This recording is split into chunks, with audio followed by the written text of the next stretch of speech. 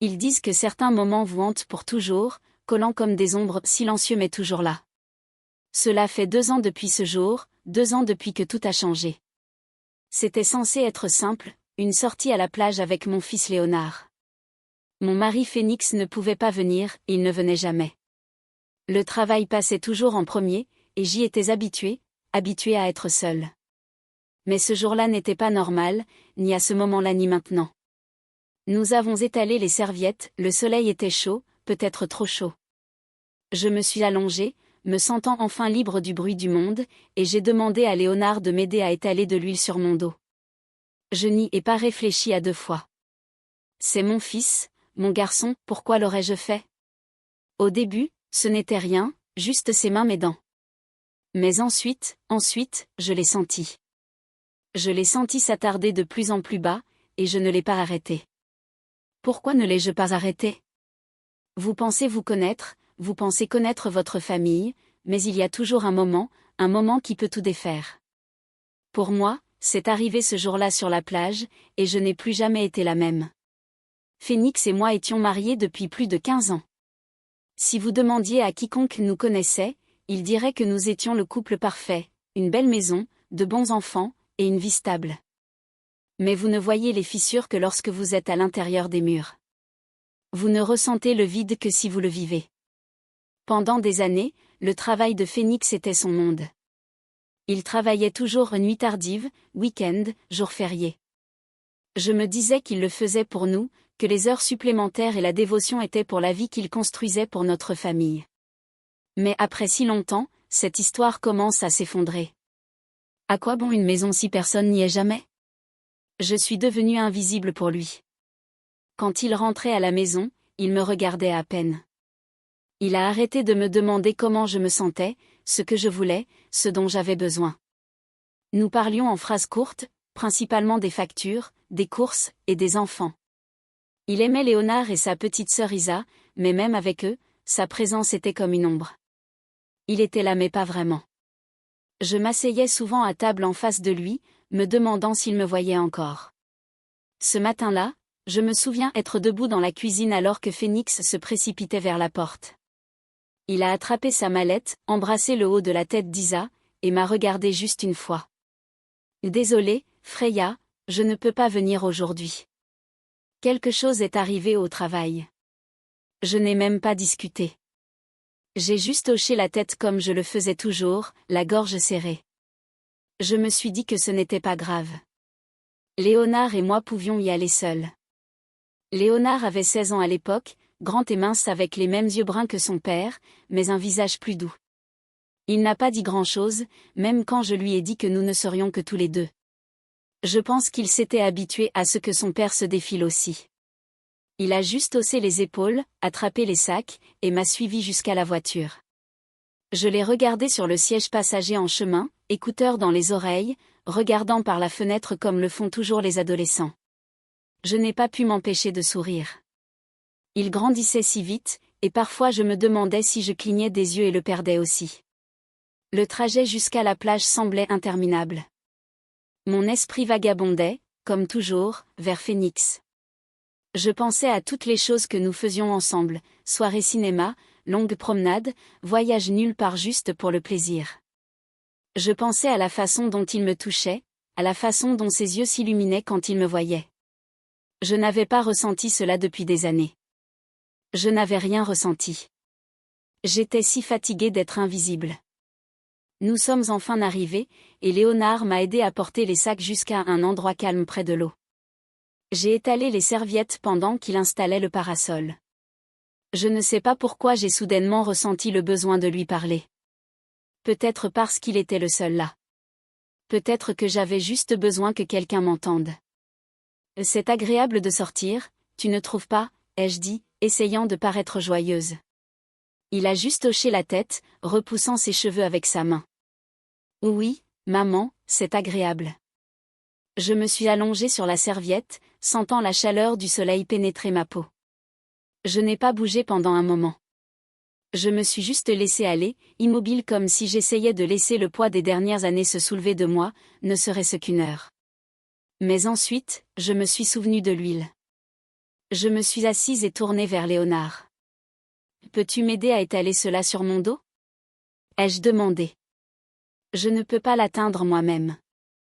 Il m'a regardé une seconde, presque hésitant, avant de prendre la bouteille de ma main. Je me suis rallongée, face à la serviette, et j'ai attendu. Le premier contact était doux, prudent. Ses mains étaient incertaines, comme s'il ne voulait pas me faire de mal. J'ai souri à moi-même parce que cela me rappelait quand il était petit, quand il me tenait la main pour traverser la rue. Ses mains étaient si petites à l'époque. Tu peux appuyer un peu plus fort, lui ai-je dit, la voix étouffée. C'est bon. Il a écouté, et ses mains sont devenues plus fermes alors qu'il étalait l'huile sur mes épaules et le long de mon dos. J'ai fermé les yeux et essayé de me concentrer sur la chaleur, le rythme de son toucher. Pendant un moment, je me suis laissé en profiter. Cela faisait si longtemps que personne ne m'avait touché, et cette pensée m'a frappé plus fort que je ne voulais l'admettre. Mais ensuite, j'ai senti ses mains descendre lentement, prudemment le long de la courbe de mon dos. Mon souffle s'est arrêté dans ma gorge, et j'ai ouvert la bouche pour dire quelque chose, mais rien n'est sorti. Mon esprit s'est emballé, mais je suis restée silencieuse. Je me suis dit que ce n'était pas grave, qu'il m'aidait juste, que j'imaginais des choses. Mais ce n'était pas le cas. Ses mains ont plané là un moment, près du bord où ma serviette se terminait. Je pouvais sentir son hésitation. Je pouvais sentir la mienne. Et au lieu de l'arrêter, j'ai dit, « C'est bon, tu peux frotter là aussi. » Les mots sont restés en suspens dans l'air comme quelque chose de toxique, et dès qu'ils sont sortis de ma bouche, j'ai su que je ne pouvais pas les reprendre. Léonard n'a rien dit. Il ne s'est pas arrêté non plus. J'ai fermé les yeux très fort et senti ses mains sur moi, plus bas qu'elles n'auraient dû l'être. Mon cœur battait si fort que je pensais qu'il pourrait l'entendre. Je voulais bouger, m'asseoir, lui dire d'arrêter, mais je ne l'ai pas fait. Je ne pouvais pas. Je l'ai laissé faire. Même maintenant, je ne sais pas pourquoi. Peut-être était-ce la solitude, peut-être étais-je trop désespérée de me sentir désirée, même si c'était mal, ou peut-être que je m'en fichais tout simplement. Ce jour-là sur la plage, tout en moi s'est brisé, et plus rien ne serait jamais pareil. Au fait, si vous êtes arrivé jusqu'ici dans l'histoire, merci de m'avoir suivi. Je sais que ce n'est pas facile à entendre, et j'apprécie que vous écoutiez. Si vous trouvez cette vidéo intéressante ou si vous pensez que quelqu'un pourrait se reconnaître dans ce que je partage, prenez un moment pour cliquer sur le bouton j'aime et vous abonner. Cela m'aide vraiment à continuer à partager des histoires comme celle-ci et me fait savoir que je ne suis pas seule ici. D'accord, revenons à l'histoire. Après ce jour à la plage, quelque chose a changé. Je ne pouvais pas l'ignorer, ce que j'ai ressenti, ce que j'ai vu, et la façon dont Léonard m'a regardé ensuite. Ce n'était pas juste un regard persistant ou un moment passager, c'était constant.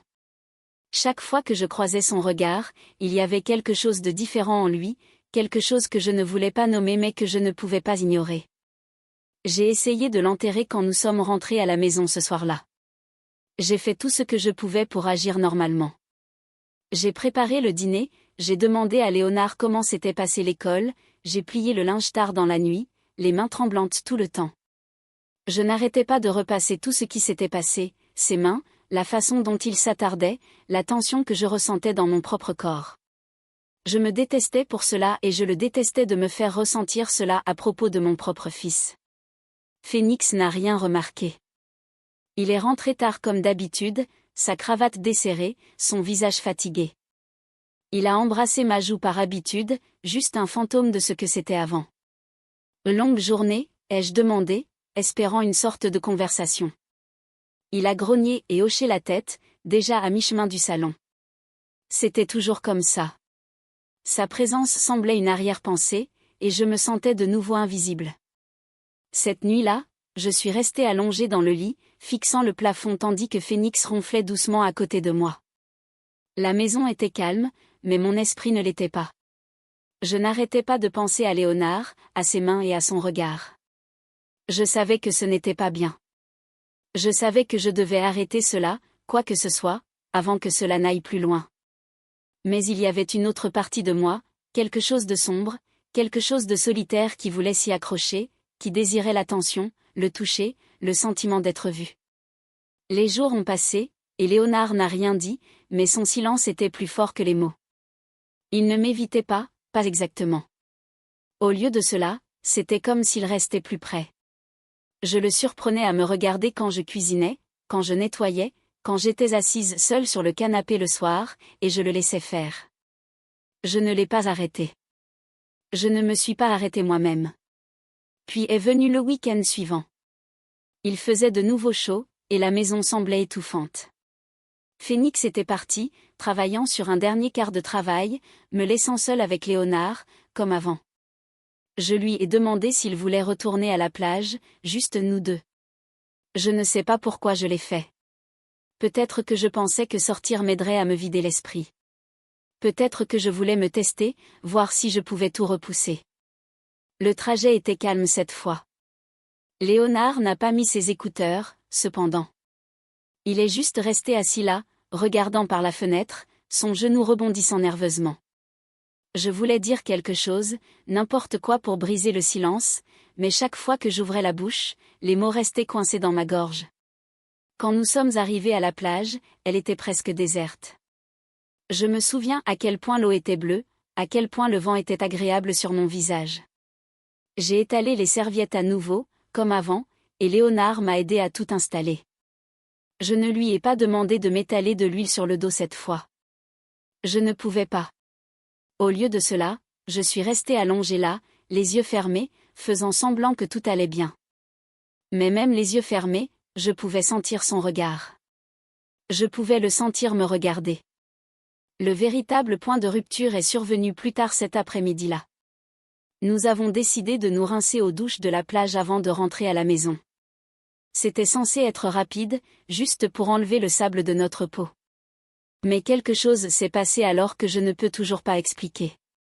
Quand nous avons atteint les douches, Léonard est passé en premier, laissant l'eau couler dans son dos. Je suis restée sur le côté, le regardant un moment avant de me glisser à côté de lui.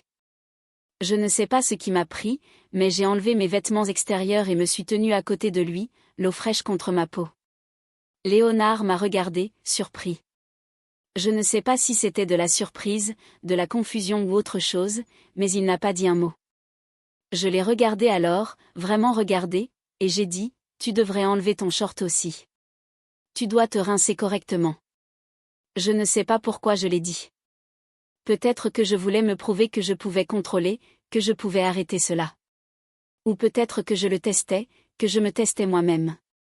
Il a hésité une seconde, puis a fait ce que j'ai dit, enlevant son short, et nous étions là, ensemble, seuls, l'eau coulant sur nous, lavant tout sauf ce que nous ressentions tous les deux. Je lui ai tourné le dos et ai demandé doucement, aide-moi avec mon dos, et il l'a fait. Ses mains étaient à nouveau prudentes, juste comme avant, mais il n'y avait pas de doute sur la tension. Je l'ai senti en lui. Je l'ai senti en moi. Quand il a touché ma taille, je me suis figée. L'air semblait s'épaissir autour de nous, le son de l'eau noyant tout le reste. J'aurais pu m'éloigner. J'aurais pu l'arrêter. Mais au lieu de cela, je me suis penchée en arrière, plus près de lui. J'ai attrapé ses mains et les ai guidées vers ma poitrine, et quand je l'ai fait, il ne s'est pas éloigné. Ce qui s'est passé ensuite, je ne peux pas l'expliquer. Je ne l'expliquerai pas. C'était un moment, un flou de besoin, de solitude et de quelque chose d'autre que je ne veux pas nommer. Ce n'était pas doux et ce n'était pas lent. C'était désespéré, passionné, mal de toutes les manières, mais je ne pouvais pas l'arrêter. Je ne voulais pas. Et quand ce fut fini, nous sommes restés là, l'eau coulant toujours sur nous, lavant les preuves mais pas la vérité. Il m'a tenu alors, m'a tenu comme personne ne l'avait fait depuis des années, et je l'ai conduit ensuite. Nous n'avons pas parlé. Nous nous sommes séchés, avons rangé et sommes retournés à la voiture en silence. J'ai regardé Léonard du coin de l'œil, son visage rougi, ses mouvements raides. Je savais que j'avais tout gâché. Je savais que nous avions franchi une ligne qui ne pourrait jamais être effacée, et pourtant, pour la première fois depuis des années, je me sentais vivante. Le trajet de retour à la maison était silencieux au début. La voiture semblait trop petite, trop lourde, comme si l'air lui-même pesait sur nous. J'ai serré le volant, essayant de me concentrer sur la route, mais mon esprit tourbillonnait. Je pouvais encore le sentir, Léonard, ses mains, son corps, le poids de tout ce que nous venions de faire. Je continuais à jeter des coups d'œil furtifs vers lui sur le siège passager.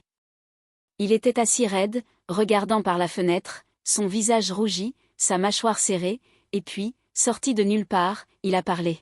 « Maman » a-t-il dit, sa voix basse, presque incertaine. Je ne l'ai pas regardé. Je ne pouvais pas. Mais je l'ai entendu. Quoi? Qu'est-ce qui s'est passé là-bas? Mon cœur a raté un battement. Pendant un moment, j'ai pensé à faire semblant de ne pas l'avoir entendu, à balayer cela, à changer de sujet, mais il n'y avait plus de raison de faire semblant, pas après ce que nous avions fait. J'ai pris une inspiration tremblante et répondu. Je ne sais pas. C'était la vérité, ou du moins ce qui s'en rapprochait le plus. Je ne savais pas ce qui s'était passé ni pourquoi. Tout ce que je savais, c'est que tout avait changé. Nous étions tous les deux silencieux après cela, assis là dans l'obscurité. Je pensais que ce serait tout, que nous rentrerions, essaierions d'oublier tout cela et ferions semblant que rien ne s'était passé. Mais Léonard avait d'autres idées. Avant que je puisse ouvrir la porte, il s'est penché et m'a embrassé. C'était doux au début, hésitant, comme s'il avait peur que je m'éloigne. Mais je ne l'ai pas fait. Je l'ai laissé m'embrasser, et je l'ai embrassé en retour. Et puis j'ai perdu le contrôle. Je ne sais pas si c'était la solitude, les années de négligence ou la façon dont Léonard me regardait comme personne ne l'avait fait depuis si longtemps, mais je l'ai laissé faire. Juste là, dehors, devant notre maison, Léonard m'a attiré vers lui, ses mains glissant sur moi comme si elles y appartenaient. Je me sentais vivante. Je me sentais désirée.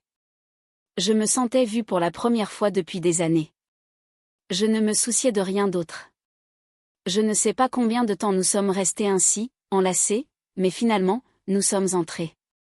Je ne me souviens pas de grand-chose du trajet jusqu'à la porte, juste de la sensation de sa main dans la mienne, du silence entre nous bourdonnant comme de l'électricité. Nous n'avons pas parlé. Nous n'en avions pas besoin. Une fois à l'intérieur, tout s'est intensifié comme si nous nous retenions depuis trop longtemps et que le barrage avait finalement cédé. Les jours suivants ont été flous. Léonard est resté près de moi, trouvant toujours des raisons de me frôler ou de me regarder quand personne d'autre ne regardait. Je me disais d'arrêter, de m'éloigner, de mettre fin à tout cela, mais chaque fois que je le regardais, je voyais la même solitude. Je la ressentais.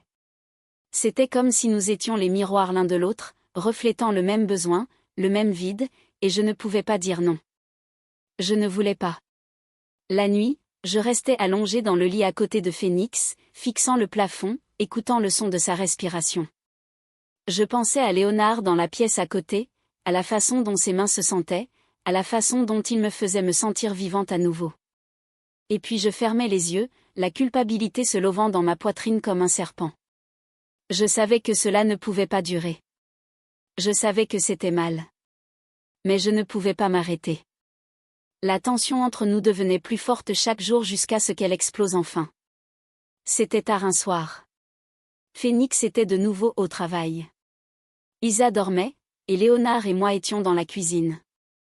Je faisais la vaisselle, essayant de me distraire de tout, quand je l'ai senti derrière moi. Je me suis retournée, et il était là, me regardant de la même manière qu'il l'avait fait sur la plage. Léonard, ai-je dit doucement, essayant de l'avertir. Mais il ne s'est pas arrêté. Il s'est approché, si près que je pouvais sentir son souffle sur mon cou. « Maman » a-t-il chuchoté, « je ne peux pas m'arrêter de penser à toi. » Je me suis figée. Mon cœur battait si fort que je pensais qu'il pourrait éclater. Je voulais lui dire d'arrêter, de retourner dans sa chambre, de me laisser tranquille, mais je ne l'ai pas fait. Au lieu de cela, je l'ai regardé et j'ai dit la seule chose que je n'aurais pas dû, je ne peux pas m'arrêter non plus. Et c'était ça. C'était le moment où tout s'est effondré. Léonard m'a embrassé à nouveau, plus fort cette fois, désespéré. Et je l'ai embrassé en retour. Je ne me souciais pas que ce soit mal. Je ne me souciais pas de Phénix ou d'Isa ou de la vie que nous avions construite. Tout ce qui m'importait, c'était lui, Léonard, mon fils, la seule personne qui me faisait sentir que j'avais de l'importance. Depuis ce jour à la plage, les choses ne sont jamais redevenues normales. En fait, je ne suis pas sûre qu'elles le redeviendront un jour. Léonard et moi, nous avons franchi une ligne qui ne peut être effacée, peu importe à quel point j'essaie de me convaincre du contraire. Ce qui a commencé comme un moment s'est transformé en quelque chose que je ne peux pas contrôler. La culpabilité est là, lourde, constante, mais elle ne m'arrête pas. Et c'est la partie qui me fait le plus peur. Je regarde mon mari Phénix et ma fille Isa chaque jour, et je me demande comment ils ne le voient pas, comment ils ne remarquent pas les fissures qui se propagent dans notre famille. Peut-être sont-ils trop pris par leur propre vie pour me voir glisser, ou peut-être que je suis devenue meilleure pour le cacher. Mais au fond de moi, je sais que cela ne peut pas durer éternellement. Les secrets ont une façon de se révéler, et quand ils le font, les retombées détruiront tout. J'ai essayé d'arrêter. Je me suis dit encore et encore que c'était mal, que Léonard méritait mieux, que je méritais mieux, mais chaque fois qu'il me touche, chaque fois qu'il me regarde comme si j'étais la seule personne au monde, je me perds. Il me fait me sentir vivante d'une manière que je n'ai pas ressentie depuis des années, peut-être jamais, et c'est la vérité avec laquelle je dois vivre. Je ne sais pas comment réparer cela. Je ne sais pas si je peux le réparer. Et c'est pourquoi je partage mon histoire avec vous. Peut-être que quelqu'un là-bas a une réponse, quelque chose auquel je n'ai pas pensé. Peut-être pouvez-vous m'aider à voir une issue à ce gâchis que j'ai créé avant qu'il ne soit trop tard. Alors s'il vous plaît, si vous avez des conseils, si vous avez été dans une situation similaire ou connaissez quelqu'un qui l'a été, j'aimerais avoir de vos nouvelles. Et si ce n'est pas le cas, que cela serve d'avertissement, la solitude peut vous pousser à des endroits où vous n'auriez jamais pensé aller. Ne vous laissez pas vous perdre comme je l'ai fait. Ne laissez pas votre monde s'effondrer avant de réaliser ce qui se passe. Parce qu'une fois que vous avez franchi cette ligne, il n'y a pas de retour en arrière. Merci de m'avoir écouté. S'il vous plaît, partagez vos pensées, aimez cette vidéo si vous l'avez trouvée utile, et abonnez-vous pour en voir plus. J'ai besoin de savoir que je ne suis pas seule. Parfois, les plus grandes trahisons ne sont pas celles que nous commettons contre les autres, mais celles que nous commettons contre nous-mêmes.